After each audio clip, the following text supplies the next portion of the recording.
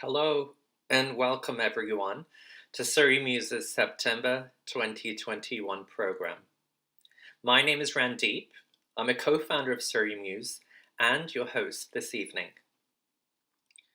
Before beginning our program, I'd like to acknowledge that Surrey Muse takes place on the unceded, sacred, and ancestral lands of the Coast Salish peoples, of the Squamish, Stolo, Tsleil-Waututh, Kaiket, Musqueam, Tawasan, Katsi, Coquitlam, and Samiyamu nations. I'd like to thank the Coast Salish peoples for allowing us here at Surrey Muse to have our events take place on these unceded, sacred, and ancestral lands.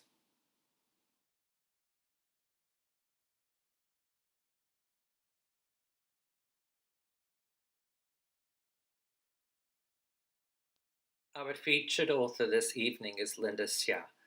Linda is an emerging novelist and poet who has just launched her debut novel entitled Air of Blood and Secrets.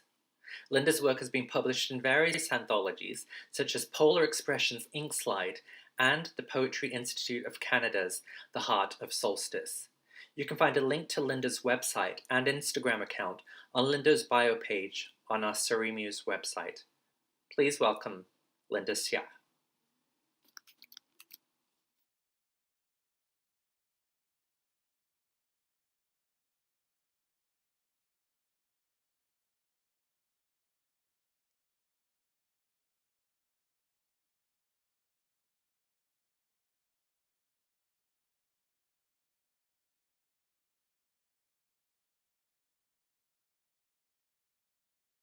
Hi, Linda. First of all, I wanted to thank you all for having me today. It's a wonderful opportunity to share my work with the world, and I'm really grateful. For context, this is my book, Air of Blood and Secrets, and this is actually a book that I started writing when I was 14, and I really wanted to tell the story about a girl who chooses to be a hero. I think I've been really frustrated with the idea of a chosen one, because this is real life. We don't have a lot of prophecies. We don't have ancient scrolls telling us that we're special. I think the onus is kind of on us to choose to do something extraordinary, to choose to do the right thing, rather than constantly waiting to be told by some external force. All right. And now we're going to move into chapter 1, which is called The Gathering. If you want to see it, that's what it looks like. All right. So this is what hell looks like. I glance over at Ilya. He leans against a wall, tall and lanky in his formal black suit, lazily taking in the scene before us. His sloppy brown hair has been tamed, so it doesn't obscure his eyes like it usually does. He looks like he belongs, in this fancy ballroom full of gossiping politicians and fake smiles, aside from the small smatter of red paint on his tie. I'm not a huge fan of large gatherings like this one, where we spend hours standing around and talking to near strangers about controversial issues that can't be resolved in the time it takes to eat one of the tiny hors d'oeuvres circulating through the crowd. I can't disagree. This is pretty much hell. However, my father is one of the speakers tonight, so out of some sense of family loyalty, I don't agree with Ilya either. You have paint on your tie, I say instead. Ilya glances down. You couldn't have told me that before we got here. You fix with offending streaks. To no avail. Some best friend you are. Couldn't you chuck to mirror? He rolls his eyes at me. It constantly amazes me how you manage to look decent when you care so little about appearances. I accept the backhanded compliment with an amused smile. He's wrong, though. I pretend to care so little because I know I care too much. It's the inevitable result of having grown up being constantly judged on my darker skin tone and hair, physical markers of a heritage I know little about but can never hide. I can thank my mother for that. May she rest in peace. I reach out to snag a pile of unidentifiable mush from a passing tray. I examine it critically. Is this actually food, or just some kind of abstract art masquerading as food? Probably food, but who knows? I'm distracted from my perusal when I catch a glimpse of a familiar face out the corner of my eye. I scan the room again and frown when I'm not able to locate him. I'm probably mistaken. It would be absurd if he were actually here, since he's not really the kind of guy who'd be welcome at a council event, even if he did want to come. I learned that lesson the hard way. Ilya runs his hands through his hair and straightens abruptly. He slouches so often that I often forget he's actually a little taller than I am now. Incoming. I frown and glance over. His father is approaching. Like his son, he is dressed immaculately in a three-piece suit, although his is the color of a ripe plum. Unlike his son, there are no spatters of paint anywhere on his person. It never fails to surprise me how similar the two look. They have the same hazel eyes, the same full eyebrows, the same square jawline. I quickly shove the appetizer into my mouth, barely managing to swallow it before Magistrate Akayan is off on us. Skyla, he booms, greeting me with a hearty handshake. The elaborate chandeliers that illuminate the ballroom glint off hair more silver than brown. Good to see you. I smile. Likewise, Magistrate. I'd practically grown up at Ilya's house, having bonded him with him over the shared grief of losing our mothers at a young age. Are you enjoying yourself? He inquires. I dims a little. Of course. I just love these gatherings. They're such a wonderful opportunity to meet interesting people. I look forward to it every year. Ilya opens me, wordlessly telling me to tone down my faint enthusiasm. Magistrate Time laughs. Is that why you're standing in a corner alone? He waves a hand at the glittering elite, who chat in clusters between banquet tables and elaborate floral arrangements. Above them, hundreds of tiny gold flower motifs grace the arch ceiling. Hey, I'm here too, Ilya protests. His father waves him off. Come, I refuse to let you two huddle by the wall the entire night for yet another year. That's not what we do every year, I mutter. Magistrate Child lifts an eyebrow. Regardless, you must meet the crown, given that she's decided to grace us with her presence tonight. Ilya and I exchange looks. The crown rarely attends public events. It's the perfect opportunity, Magistrate Child continues. Everyone says she's in fine spirits. He steers us into the chaos that is the council's annual gathering. I spare a longing glance for the peace and quiet of her secluded corner. I've been to 3 of these now, having forced to attend every year since I was 13, but I've never been introduced to the crown. Beside me, Ilya fidgets nervously, straightening his tie and smoothing out his shirt. His fiddling is infectious, and I find myself tugging at my blazer. As usual, I've eschewed the fancy gowns other girls my age prefer. It's hard enough to be taken seriously when you haven't reached the age of majority, without also introducing something as frivolous as a dress into the mix. Instead, I'm wearing an elegant pantsuit in a blue so dark it's almost black. I have to admit, it makes me look like someone who should be taken seriously, even if the fabric is a little too stiff to make it comfortable. It's my concession to the formality that politics and Vieyra demand. I've also done my best to tame my head of curly dark hair, but I've only partially succeeded. As we move through the crowd, numerous people step into our path to converse with the illustrious Magistrate Akayan. They ask him for advice, for support, and he responds generously. I'm not surprised. The many hours I'd spent at Ilya's house meant that I had a front row seat to all of his father's dealings, mostly because we eavesdropped a lot. Magistrate Akayan has always been kind and fair to allies and opponents alike, a rarity in the cutthroat world of Deborah politics.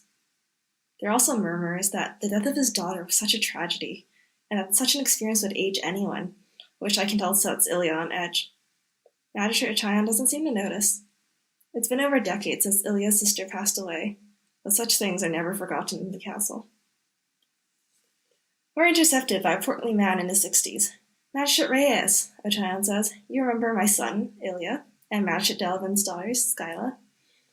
We exchange pleasantries, as is expected. Reyes's bald head gleams, even in the muted lighting of the ballroom. He claims to shave it himself, but it is whispered throughout the castle. That's mostly due to natural balding, and that the magistrate is simply too vain to admit it. The castle might be home to the wealthiest and most powerful people in Vieyra, but it's also home to the nosiest. Secrets are the currency here, where nothing is as simple as it seems.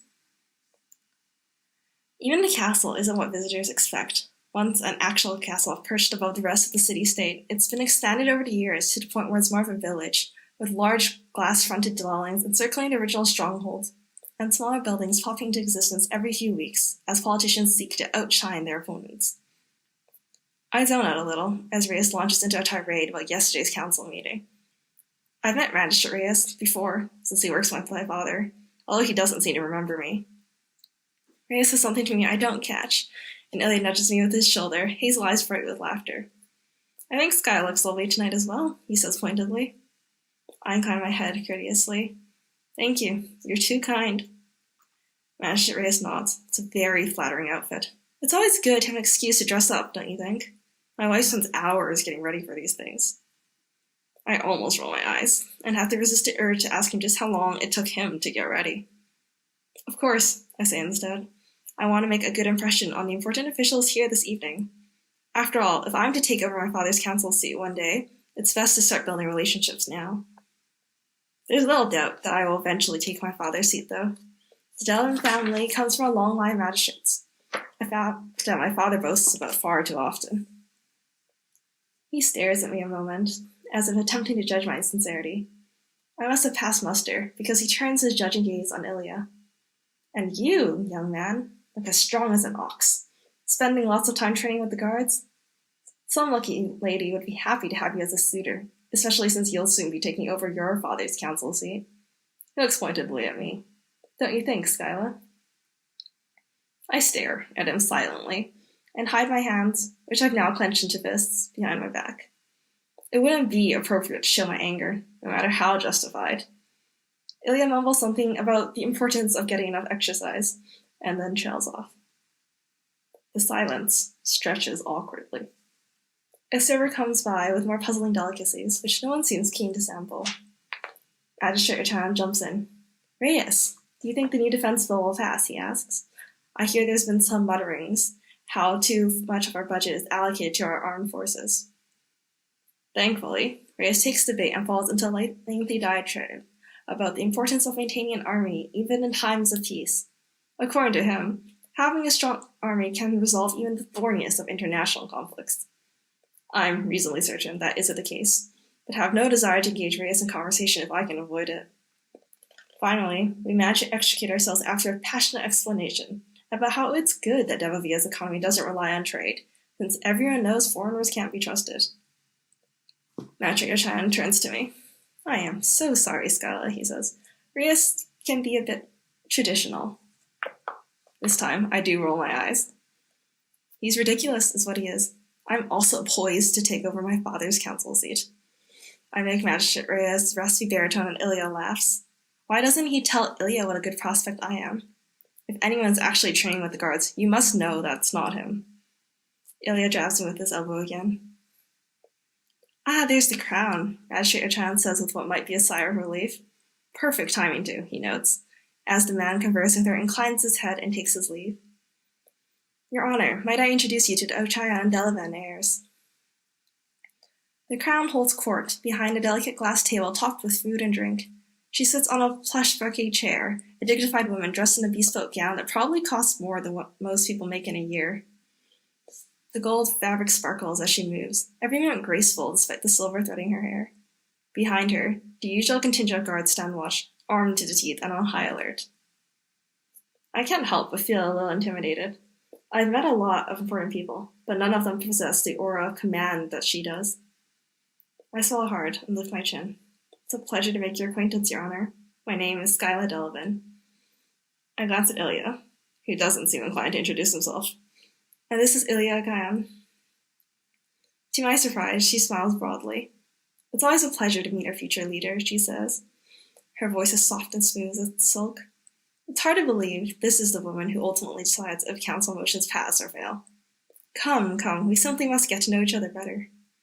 She rises, nods to one of the many doors branching out from the ballroom, and our guards take up positions around her, one of them hurrying ahead to open the door. I exchange baffled looks with Ilya and trail after them. The rich instrumental music that permeates the ballroom fades as we head down the hall. No one knows the crown's real name. The rumors and conspiracies around her past have lent her an air of mystery and power. I'd always expected her to be cold and aloof and secretive, not friendly and warm. She takes us to a small parlor that is empty, save for a couple talking quietly in the corner, and gestures us onto a set of matching couches. Shelves line two of the four walls, full of books that look like they haven't been touched for quite some time. Two guards join us, unobtrusively taking up positions by the wall, while the rest wait outside. Tell me a little about yourselves. Ilya seems to be silently awestruck beside me. I nudge him. Ilya is a very talented artist, Your Honor, I say. You should see his paintings. The crown shifts her attention to Ilya. What do you like to paint? Ilya clears his throat, twice. Landscapes, mostly of nature, Your Honor. Enough with Your Honor, she says. There's no need for such formalities outside the council chambers. We're simply having a lovely conversation and getting to know each other. I also do other things, Ilya blurts out. I like training with the guards. The crown studies Ilya with piercing blue eyes, as if she was fully aware of his deception and simply waiting for him to own up to it. Is that so? He flushes under her steady gaze. It happens, occasionally. But you prefer to paint. Ilya hesitates and then nods, and study nature. Our world is full of such beautiful and interesting organisms. I could spend centuries studying them and not be bored. How incredibly refreshing, the crown says, bestowing a warm smile on Ilya. We need artists and scientists as well, not just soldiers. Everyone plays a role in Deborah. That's what makes us so lucky to live here. Ilya beams. But Skyla really does train with the guards, he adds. She's incredible. Is that so? It's my turn to fidget under the crown's scrutiny. For a moment, I consider lying. What if she, like my father, thinks me unprofessional for doing so? The pen is mightier than the sword, he's fond of saying. You won't need to wield a weapon if you can bend people to your will using your words. I think that everyone should have the opportunity to learn to defend themselves and discover just what they're capable of, I say carefully. I've given up a lot of things to impress my father, but never my daily training sessions with the guards. There's nothing quite like facing off with an opponent in the open courtyard of the training grounds, and flowing through the combinations we've relentlessly drilled. The crown nods. You're quite right, Skyla. I am? I feel my cheeks warm. I'm glad you agree. A bell chimes, signaling to start with speeches, and I have to hide my wince. The speeches are the worst part of these gatherings, but it wouldn't be appropriate to say that to one of tonight's speakers. We wouldn't want to take up too much of your time, I say. We should probably head back, before we miss anything important. The crown smiles ruefully. Of course, duty calls. She shakes hands with me, and then Ilya. I would love to speak with you farther, Skyla. I'll have an invitation to tea couriered over to you. She looks at Ilya. Both of you. As we stammer our thing, she sweeps out of the room, leaving us stunned. Ilya immediately loosens the knot of his tie. Do you realize what a big deal this is? He asks, eyes bright with excitement. Oh yeah, I see. This is huge. My father's going to be so excited. Ilya grins. Mine too. I push to my feet. Come on, let's go. It's just an hour of boring speeches, and then we can go home and you can finally take off that tie. He groans. Oh, hell. I forgot about that. I can't believe I had an entire conversation with the crown with paint on my tie. I laugh. She didn't seem to mind. Don't worry. Together, we re-enter the ballroom. Spotlights illuminate the stage that dominates the far wall. It's a relic of times gone by, back when this room was used to host performances by talented musicians and actors, a time before military spending eclipsed all other expenditures. It takes up almost a quarter of the room, with its heavy velvet curtains and glossy midnight floor. Flag stands bearing the Deborah standard perched proudly on either side.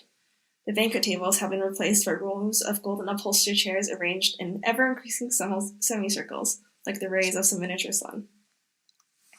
We take seats, just in time to see my father, Master Reyes, take the stage to extol the importance of the new defense bill they're trying to pass. The house lights are dimmed, casting most of the ballroom into shadow.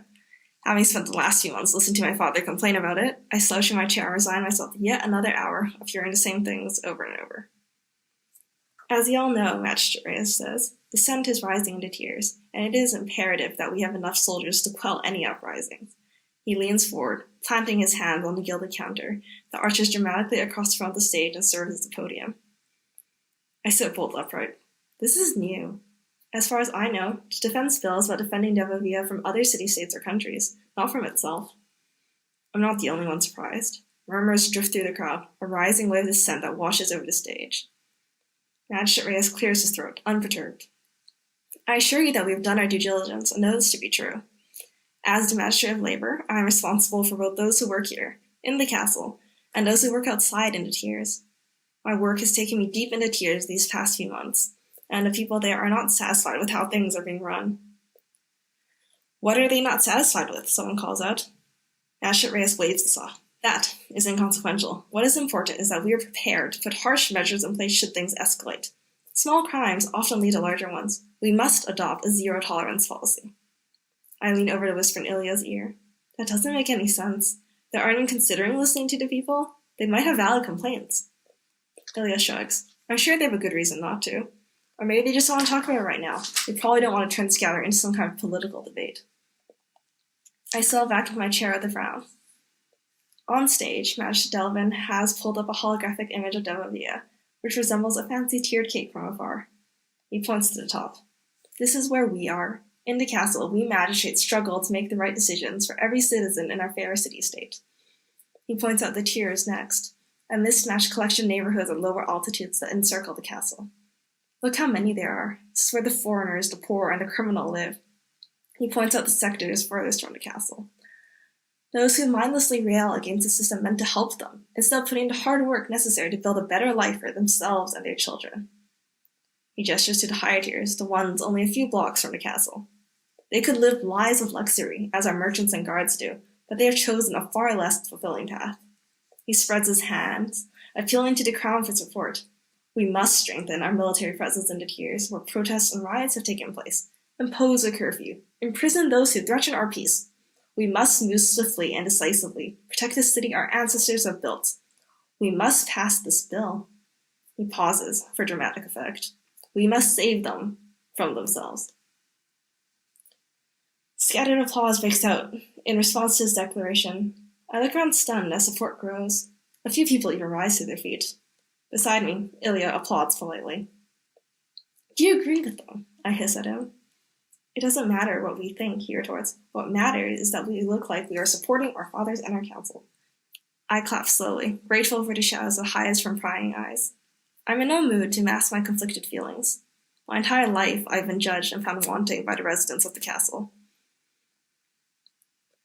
It is my pleasure to introduce Magistrate Delvin, who will be sharing the details of the bill with you, Magistrate Reyes says.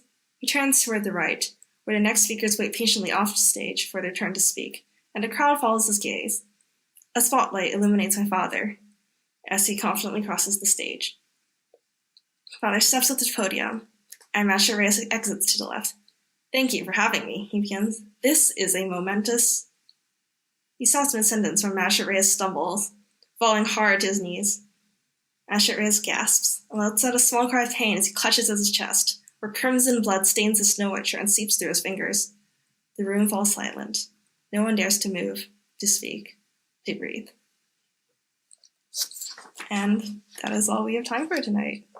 If you'd like to know what happens next, you can find Air of Blood and Secrets on Amazon. The link is on my website, or you can always just send me an email, and I can send you the appropriate links. Thank you so much.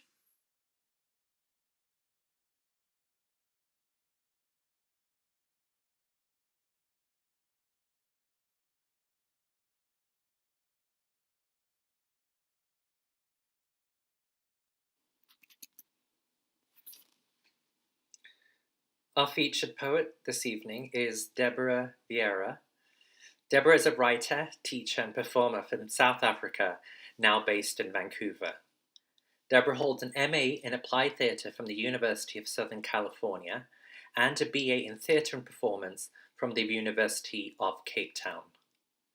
A recent graduate of the Writers' Studio at Simon Fraser University, Deborah's poetry and prose have been published hither and yon, including in Entropy magazine and Emerge 19. You can find out more about Deborah and her recent projects by visiting Deborah's bio page on Surrey Muse's website, where you'll also find links to Deborah's website and Twitter account. Please welcome Deborah Vieyra.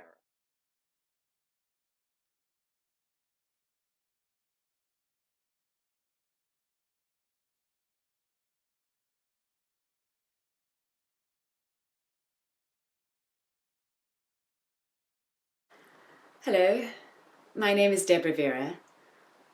I acknowledge that I am speaking to you from the unceded, ancestral and traditional land of the Squamish, Musqueam and Tsleil-Waututh First Peoples.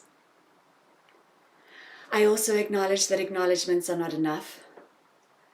I come from a land, South Africa, where truth and reconciliation have a complicated relationship to one another.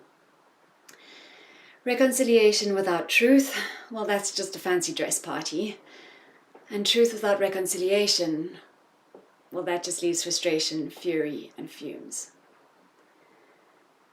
So I'm here to answer for my ancestors. And part of that is to make these words more active. So rather than truth and reconciliation, to tell the truth and to reconcile. So with that in mind, thank you so much for giving me the space to share my work. I'm currently working on a collection of creation myths, and that wouldn't be possible without the guidance and support of my friend, mentor and collaborator, Madie Schutzman. And my wish for everyone is that they have a Madie in their lives. 1.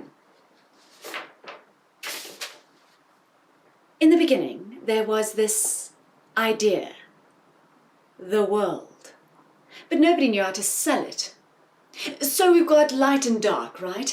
And then the animals, they'll be all different ones, and the people different too from the animals, but the same. And there will be harmony, even with coyotes and cats, harmony, even with people who want the same things, harmony, even when some want to rule over others, harmony, harmony, harmony. We'll make the animals sometimes cute, sometimes majestic, sometimes wise, so that the humans don't want to hurt them. Harmony. We'll make the landscape so abundant and gorgeous that no harm will come to them. Harm, harm, harmony. The land will be protected by its beauty and its providence. Yes, let's greenlight this. It looks like it will work. Let's go. 2. In the beginning, there was a white settler. Fact check, fact check, fact check. 3. In the beginning, we were all illegitimate, the product of an encounter that nobody wanted to talk about. So here we are now on this little planet, and everyone up there is keeping mum about the fact that we exist. Neglected children of the universe, unable to self-soothe. Every now and again, some random god finds out about us, and there's a battle over us. Things get heavy. That's what earthquakes are, if you must know. And sometimes there's violence. That's what wildfires are. And sometimes there's kindness. Because even in a universe so lacking in accountability, there's maybe someone up there who gives a damn. And that is speckled sunlight after light rain. 4. In the beginning, there was Martha Stewart, ruler of all things. The people on Earth were constantly trying to impress her. They always felt not good enough, which was ridiculous because she was actually pretty chill. She was fine, she just wanted to be up there in the sky and bake, really. But the people were like filled with all this anxiety. Am I doing it right? Am I being a person properly? Am I nailing this? Are you judging me? And Martha was like, are you serious? Can we just get on with it? I've only ever said you were awesome. What's the problem? You do you, I'll do me. But still, the people ached and stressed and were unsure, so insecure about their part in all of this. Okay, fine, she thought. I'll send my only son up for all of you to hang out with. Then we're cool. And the people were like, what the? How embarrassing. Is he going to be like following us around like security? What the? But Martha Stewart was adamant. Something had to shift, and if anyone could help her with the maneuver, it was her dear, darling son. And then the son came. And he was everything the people had ever dreamed of. He was noble and wise and decidedly cute. And that was awesome. Except for the fact that this just made the people feel even more inferior. Now they not only felt judged from above, but from right up close.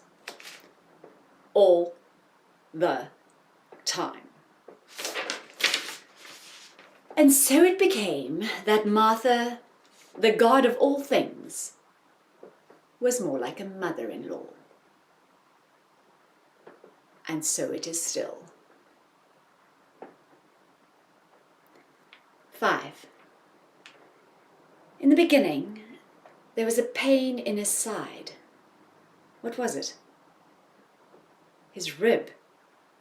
Someone was trying to steal his rib to make a person. Someone was trying to cleft him away from himself, and he didn't want to give anyone his damn rib, okay?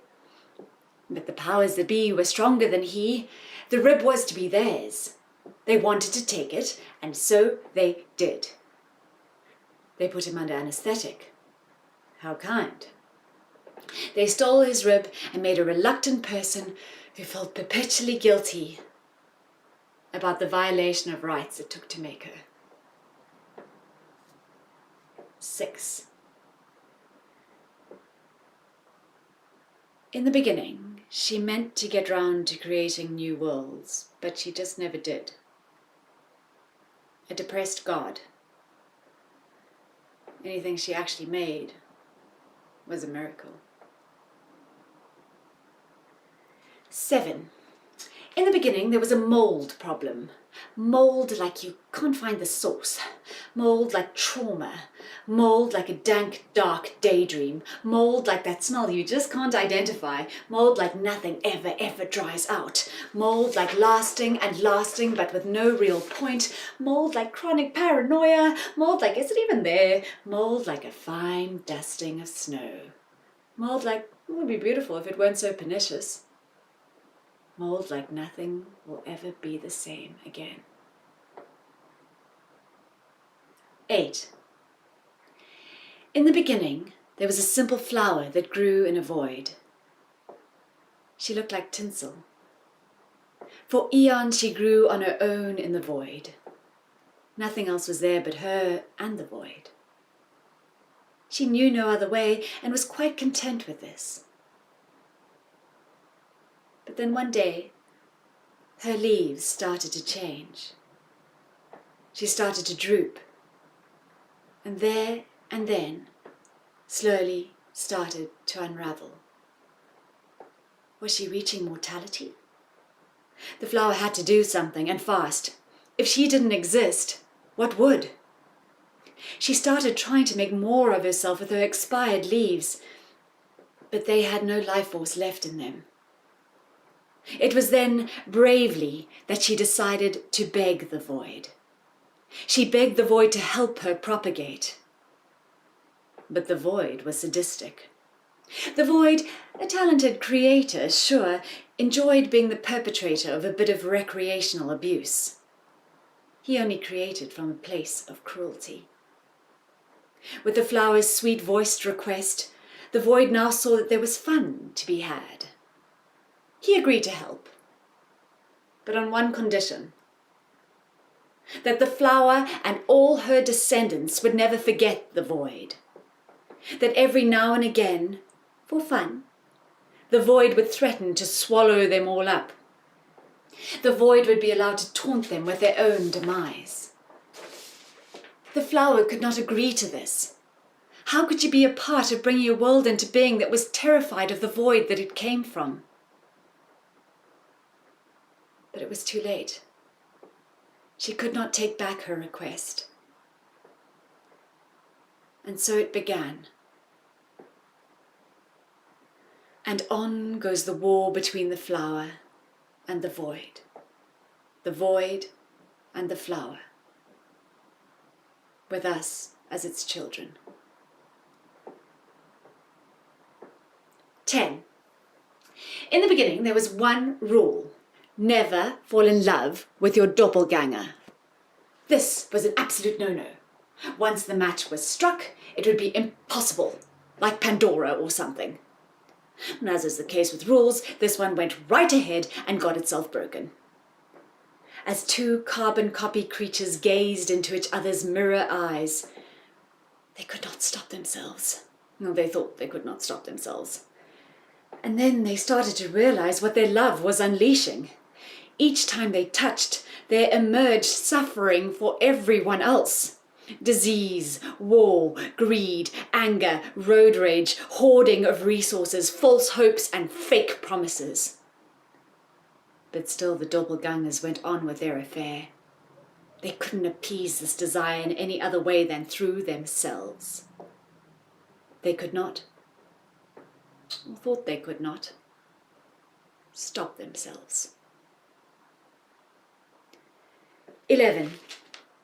In the beginning, there was a shadow before there was a thing, almost unencumbered, an artistic collaboration between light and dark, pre-substance creativity. The shadow morphs, it twists, it turns, it invents, it scares, it frustrates, it expands, it spooks, it shrinks, it disappears. It is often forgotten. It doesn't seem to like the snow much. It grows beyond measure and beyond source. It doesn't mirror, unless you don't understand anything. And that, children, is why we have anxiety and ghosts. The shadow was actually here first. 12. In the beginning, I was minding my own business. And this, officer, is how it happened. I saw a thread dangling underneath the couch. I guess it must have been something that my kittens expertly extricated from the general couch material in one of their many scratching exercises. I thought it best, as you might have done, to pull the thread in the hope of removing it. I've always had this thing, you see, about not wanting to look shoddy. All the time getting it wrong, but this is my intention, you see, to not look shoddy. My parents were often shoddy, heads caught in priorities that were not even in the same province as housekeeping. As a result, this was a thing I inherited, as most children do, a desire to disinherit everything. They were shoddy, so I should fight with everything in my will not to be. Despite, of course, the fact that this is utterly impossible. One cannot fight one's inheritances. One has to accept the gifts, regardless of how much one despises them. I thought a light pull would suffice. By this point, I might add, officer, that the kittens, so that you understand, the kittens who were likely the original producers of the shoddiness were simultaneously busy with another project. I could hear them, scratching under the door, chipping paint, catalyzing more shoddiness.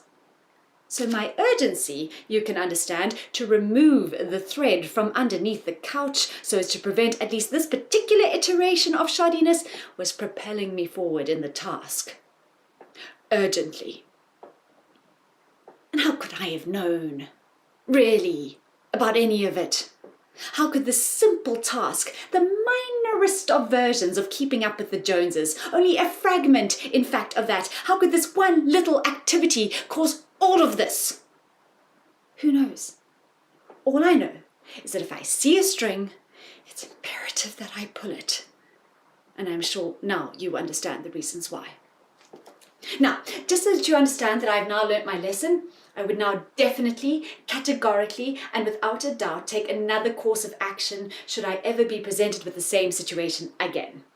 I would now, if I could do it all over, use scissors, a snip, or even a knife. Although not preferable, I know, scissors would have been best.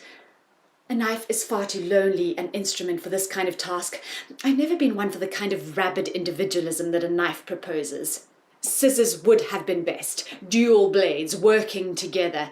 Cut it off at the source. Never to be worried about again.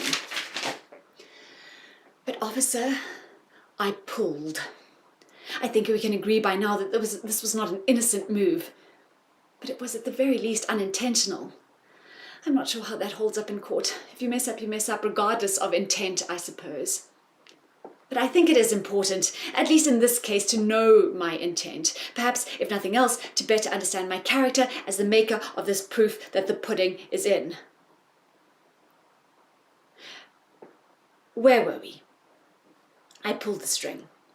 And rather than snapping, it seemed to just keep coming and coming, like it was never going to end. I had to keep pulling. In for a penny, in for a pull, if you catch my drift. And then a world started to leak out. First came promises, followed closely by regrets. Then came tomorrows and yesterdays and the feeling of passing from one to another in a way that is not always linear, but is sometimes devastatingly so. After that came prayer and hope and artistry. They were intertwined in a big ball of mess. I kept pulling because I had to. I just did by this stage. What else was I supposed to do?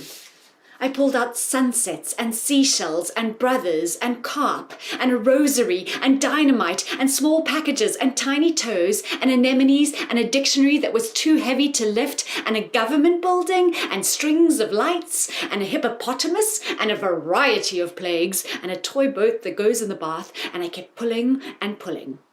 I pulled out sinuses and a tarot deck and a biker dude and crumpets and an active volcano and a bar on wheels and an NGO and inequality and an academic and a wig, and I pulled and I pulled. It was all so much like our world. So much. But there it was, trapped in my couch this whole time. What was I supposed to do but let it be? And that, I now understand, is where the confusion started.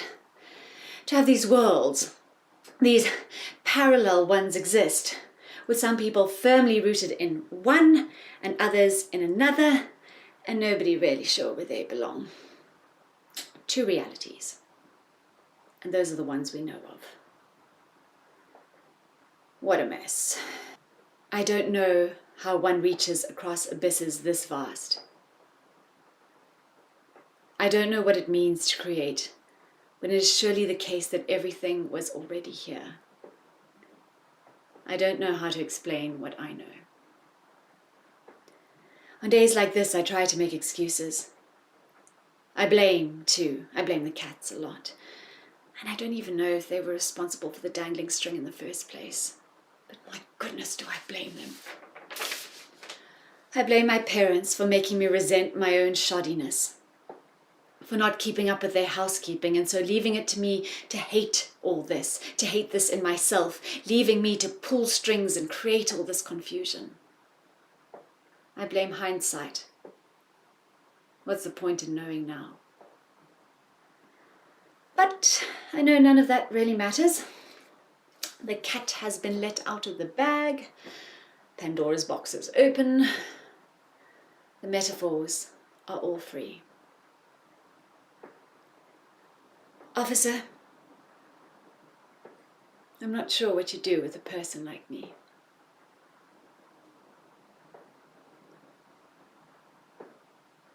In the beginning, there was debt, and they could never repay it. In the beginning, there was a deficit, and zero seemed oh so far away. In the beginning, there was a brainstorm in a boardroom, and nobody could agree. In the beginning, there was an elevator pitch. In the beginning, God was a narcissistic billionaire from another planet, only looking after the ones he deemed suitable. In the beginning, they had to find new planets to colonize because the destruction to their own was too great. In the beginning, there was prehistory, and we're still in it. In the beginning, the bellies grew, each one of them. They grew and grew, perfect, round, plump, full bellies filled with creation. A creation farm. In the beginning, there were 3 gods and one got lost, and that's when all the problems began.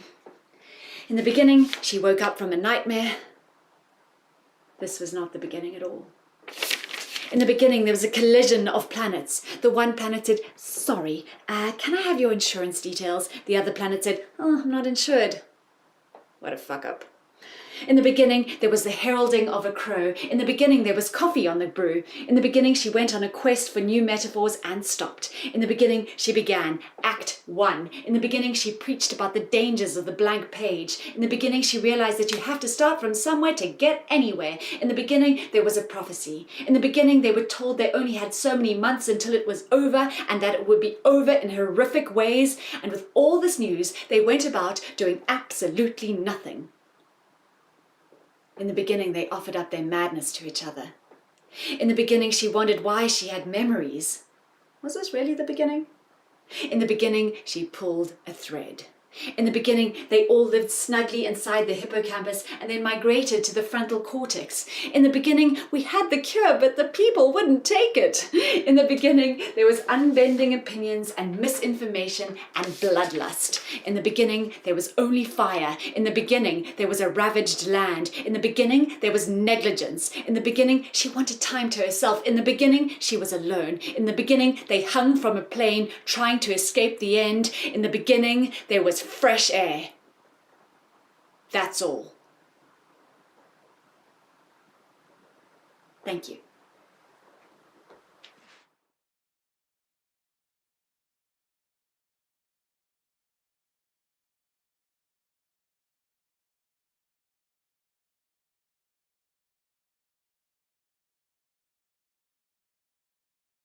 Our featured performer this evening is Morgan.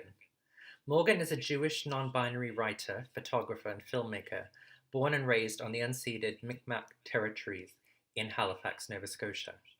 Morgan started making films in high school and had her first screening at Viewfinder's International Festival for Youth. Morgan has since taken part in Atlantic Filmmakers Cooperative 1-Minute Film Program and in 2012's Out East Film Festival's Artist in Residence, while working on a documentary about Halifax's drag families.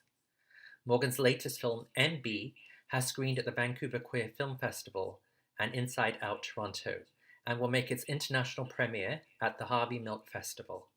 Morgan's work explores intersecting identities through uncertainty, grief, and dark humor. Zay is currently working on Pedal Street and developing their next project, Inch by Inch. You can find a link to Morgan's Instagram account on Zer's bio page on Surrey Muse's website. Please welcome Morgan.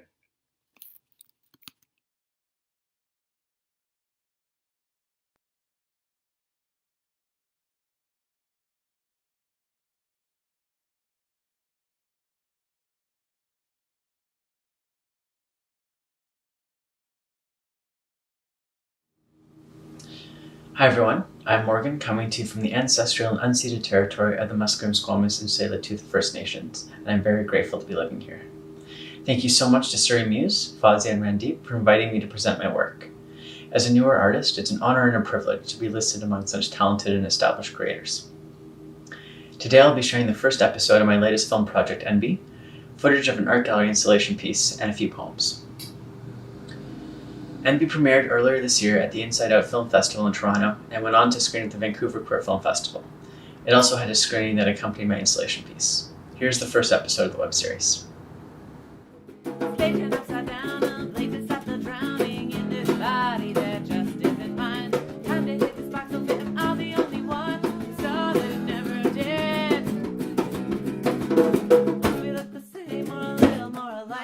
We can sing up higher, kick it right away.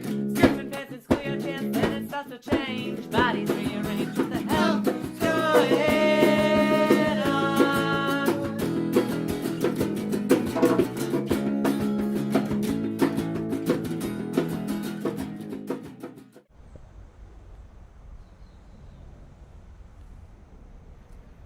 What, NB? So, no, what I want to say is, no, NB, just spit it out. I'm queer. Yeah?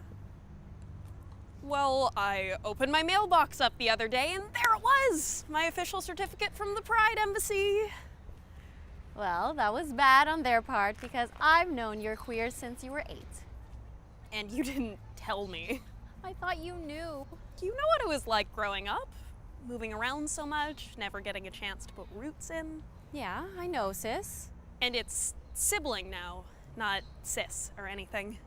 Sibling? This is my sibling. My sibling is a queer. Does that make sense? Oh, please. I'm in tune with the new wave. I'll be in tune. Would you ladies like to try some ice cream? It's folks, actually. Sorry? Just that not all female-looking people are ladies. Just that not everything is black and white, or gay and straight, or even cis and trans. There's a middle and it's non-binary. I'm gay, sweetie. Oh, we're part of the same community. She just came out. They. They just came out. Oh, congrats. Are you gonna try some ice cream or what? But it's all melted. Yeah, so? This is what it's gonna be like for the rest of my life, isn't it? Do you want a parade or something? Go change your Facebook info like the rest of us. Don't listen to him. Take a shot.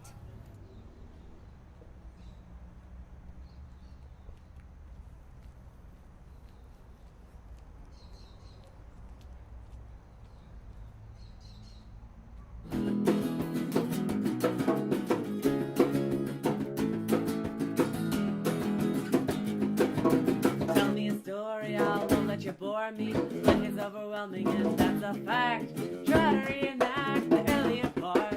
This is all about the human side of art.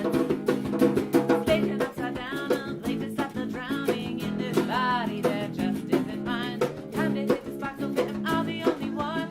So that never did. If you'd like to watch the rest of the series, it will be posted on our YouTube page, NB Series, and through our social media on Facebook, Instagram, and Twitter. Next, I'd like to share a virtual walkthrough and reading of the interdisciplinary gallery installation I designed with the help of my friend, Jay Gertzen.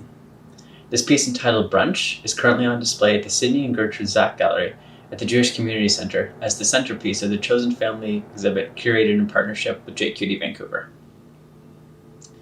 I created this piece based on a poem I wrote, inspired by the challenges of coming out as non-binary to family. It reflects the ups and downs of seeking acceptance, finding our way, and the joy of being able to put our differences aside to support, nourish, and live authentically with one another. This piece has a deeper meaning for me because it was originally conceptualized in my childhood home around our dining room table with the painstaking help of my mother. Many of the items on display in the gallery are borrowed from her home. But it wouldn't be possible to show this work without Jay's incredibly realistic clay sculptures of the food. In this sense, this piece is truly a blend of my biological and chosen family's help and support.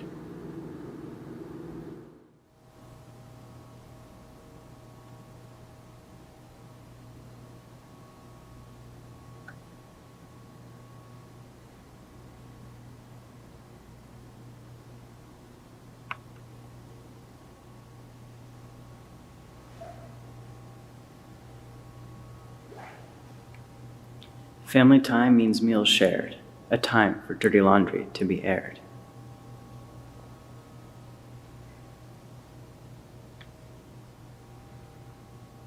Telling them your truth takes guts, especially when they drive you.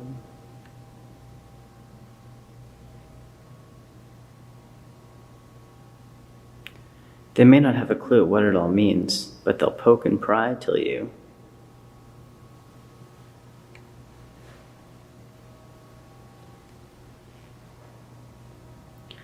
Probably they'll have to pick when you tell them you've never been a chick.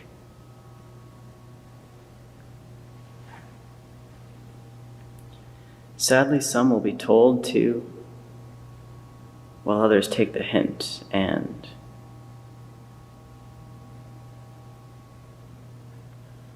usually the risk is worth the gamble, but finding yourself can be It's okay to turn to prayer. Being on your own is hard to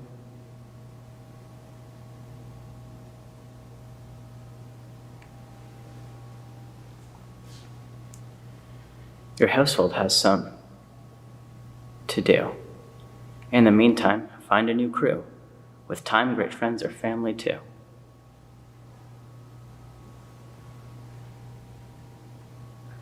By birth or by choice, family means sticking it out. We all deserve a chance to.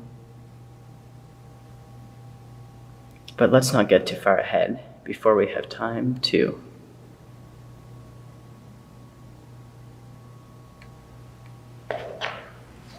Striking a balance can be tricky. A foot in each world may be.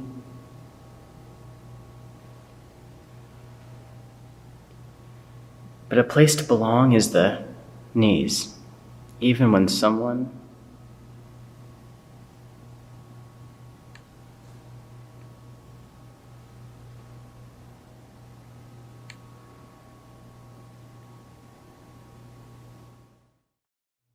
Brunch is a piece inspired by my family's late Sunday morning meals. It includes the traditional foods I grew up eating with them. The next layer is the worry that I started to outgrow brunch and the safety of my family. The concern of having to disclose something I knew they would not take well, and the anticipation of having to find other people to share a meal with. The color scheme reflects the shift from expectations to self-discovery. The words are my hope that even though things seem bleak, people will find comfort in them, each other, or at least the humor of the situation. Family comes in all shapes, sizes, and customs. But at the end of the meal, there's one sure way to know who is comfortable around each other and who is still holding back the things that make us human. If you're interested in taking a closer look at this piece, it will be on display until the end of September. The next piece of poetry I'd like to share was published in the Jewish tranzine called Dodi, available to order through the link below. Coin toss. Caught between two sides of a coin, bound to fall one way or the other, cannot continue this rigid balancing act. Is it better to err on the side of caution? Do what you've always done? Go with what you know? Or should he stop and listen to the voice within that cannot be silenced, encouraging you to go against the flow, yearning for the freedom to express all parts of oneself, just not to everyone you meet. Surviving is knowing when and who to expose each part to. Oftentimes, no one at all, just keep hidden, protected by the privilege of your invisible differences, a minority within a minority, locked in conflict, battling for the right to exist, each in their own right, impossible to coexist. Or is it?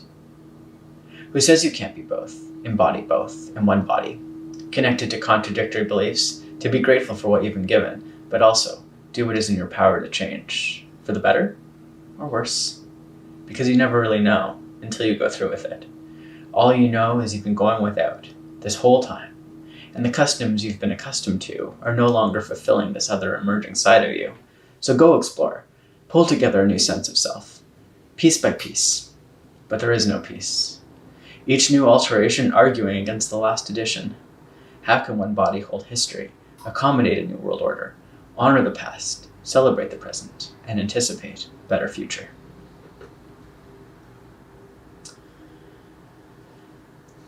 The next one is called Dying Forest. My heart breaks for a dying forest, like the sticks beneath my feet, snapping with each step. Once long limbs full of promise, branching out from the core, intertwining with their neighbors, strong and steady, but willing to sway. Now discarded, lying on the forest floor, lifeless logs lay rotting. Damp and dreary, home for some, severed from surrounding stumps. Destruction in all directions, a shadow of its former glory. Trunks stripped of bark, stand naked and exposed, speckled with holes, left by the burrowing beetles, gnawing away at all that history. Mine, yours, and theirs. For hundreds of years these trees line the shores, now they're gone and nothing is sure. So I stumble through the well-trampled trails, once providing cover and escape, full of memories of simpler times, when we'd walk together, you'd show me the way. Yet I was determined to find a new path, even if it meant fighting through the growth. That poor dying forest, once so thick and lush, brimming with potential and adventure, freedom and serenity. Many years have passed since then. I left that forest full of hope. I returned to find it ravaged. When the battle came to blows, the poor maples, oaks, and birch were no match for that hurricane's force. Only a few survived the storm. That dying forest is sparse. Trees so thin and young provide no protection from the world. I walk through our old haunts alone, haunted by your memory, grasping for some green, praying one day the seeds I plant will sprout up on their own, unafraid to take a wild leap and move on from all I've known.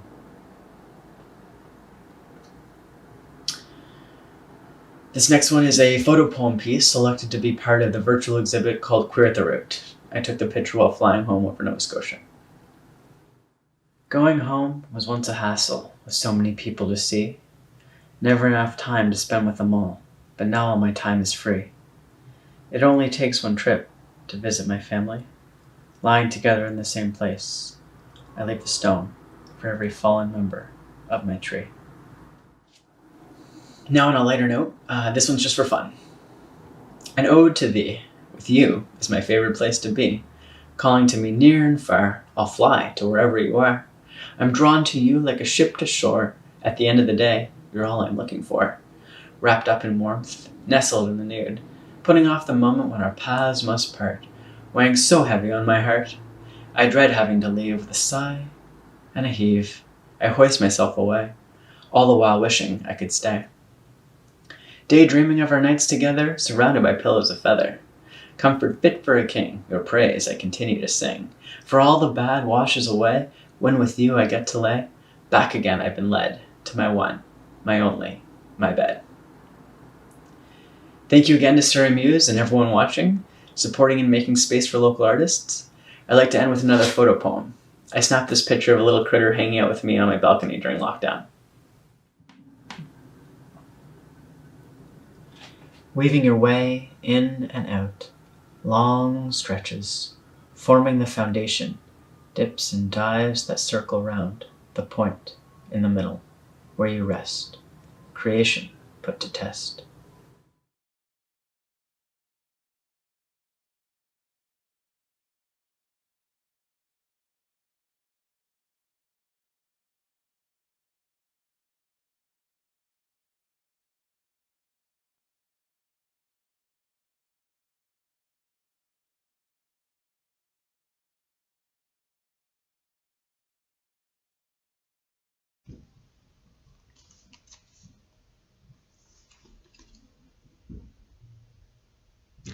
One afternoon, in an old house in an abandoned village, on the outskirts of Perimeter, in the place they call Pacifica, Brahma and the beggar boy find fragments of an ancient text in an oak box. Hunched over scraps of parchment and broken computer disks, they blow the dust off a cover, and so our story begins. Hi everyone, I'm Renee Saklikar. I'm honored to be with you today for Surrey Muse. I'm speaking to you from East Vancouver on the traditional territories of the Coast Salish peoples. I am reading from my new epic fantasy in verse. Book 1 is called Brahma and the Beggar Boy, and it features Brahma, a time-traveling locksmith who rescues orphans and joins with seed savers, aunties, doctors, resistors in a world ravaged by pandemics and accelerated climate change, plus global inequality. This is a world controlled by an all-powerful consortium, an integrated mega-corporation. Sound familiar? Shape-shifting in and out of it, Is this nimble Brahma a female locksmith, brown, brave, and beautiful? I'm going to read just a few teaser poems that will hopefully get you excited for this work I've been working on for almost 10 years. And at the end, I'll give you some information about how you can find out more, including how to order the book. With gratitude, let's meet Brahma and a few of the characters in her epic fantasy. The investigator who tracks Brahma says this: "Today I found a diary, black leather. Inside, cream-colored pages. Yesterday's arrest, a yield of 2 boys. The one with a gap-toothed smile has proven uncooperative. In any case, I shall find that satchel. These tools will be traced in that old oak box." The summons, Brahma on a job. Every siren in perimeter sounded an alarm. On that day arrival, although no one knew who they were. Small woman with a boy. "She from around here?" asked the settlers one by one. Their voices even-toned, their eyes stone-cold, gaze fixed on Brahma's well-oiled leather satchel. Usurpers! What response might they expect? Settlers on perimeter's edge, they waited. Brahma's slant smile, her radiance a foil, under her brown hands hidden from sight. Her pippin file, her keys and her drill, codes and spells and chants to unlock any treasure. Street beggars, boys with brooms, girls with swords, from their bruised mouths, parched lips, masks torn away.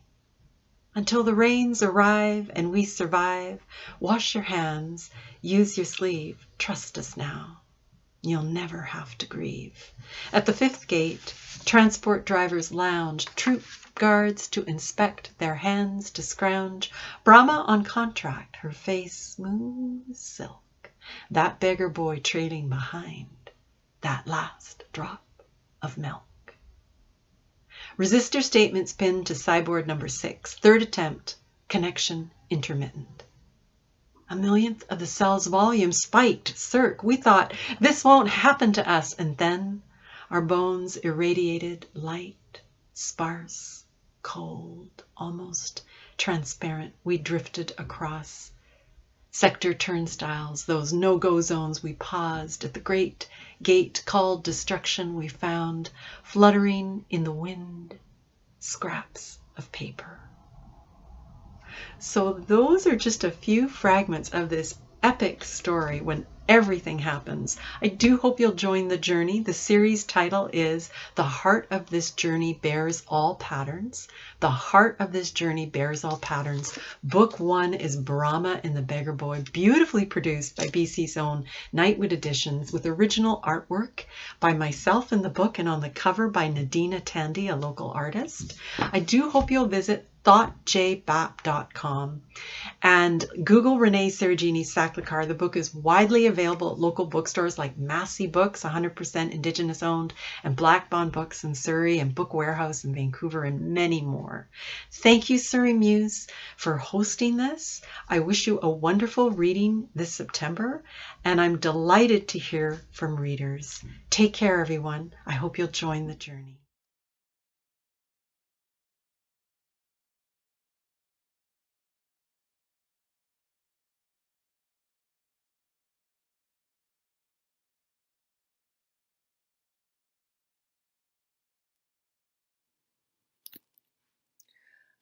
Our featured open mic opener tonight is Jovian Radheshwar. Jovian is a hip-hop musician, poet, and educator living in New West on the unceded lands of the Coast Salish peoples. Beginning in 2012, Jovian and Bobby Musgrave created Endangered Species, a hip-hop collective based originally in Santa Barbara, California.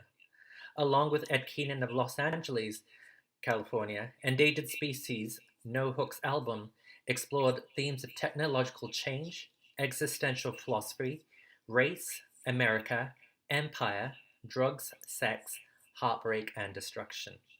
Jovian's influences include Pink Floyd, Modest Mouse, Outkast, Nas, Atmosphere, Hieroglyphics Crew, Wu-Tang Clan, and great American literature from the likes of Hunter S. Thompson. You can find more about Jovian on Jovian's bio page on the Surrey Muse website, where you'll also find a link to Jovian's SoundCloud profile. Please welcome Jovian.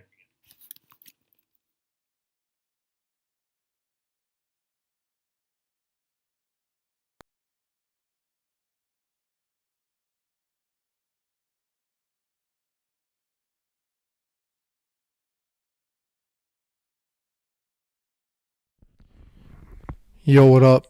MC Bitter Buffalo in the house. Tech Bison Maine in the house. Endangered Species in the house. We about to take you on a monkey quest. Cause you know what's happening to civilization. It's falling apart. So what is a human being without civilization? A monkey, right? So we a monkey on a quest. Alright, let's kick it. Who the fuck is you? I'm a monkey on a quest. Think you're the best, surely you fucking jest. I got a thing or two to get off my chest, so take a deep breath and kick back and max on this dope track from the night. Way the fuck back, way the fuck back, way the fuck back. Where you been at, Mac? Trying to keep in touch with you, boo. Where you been, what you be, what you see. I don't even know where you be. What the fuck happened with your lady ass slapping lately? Nah, it's just me chilling at home with the little kitty in the middle of the cityscape to the burbs when the shit got hectic. Word to the bird, pandemic, telekinetic, telepathic, matrix interconnected. Farewell to the forest green, the anthropogenic, regressing into a pre-civilized state. So my fate. Who the fuck is you? I'm a monkey on a quest. Who the fuck is you? I'm a monkey on a quest. Who the fuck is you? I'm a monkey on a quest. You fuckers be causing me hella mad stress.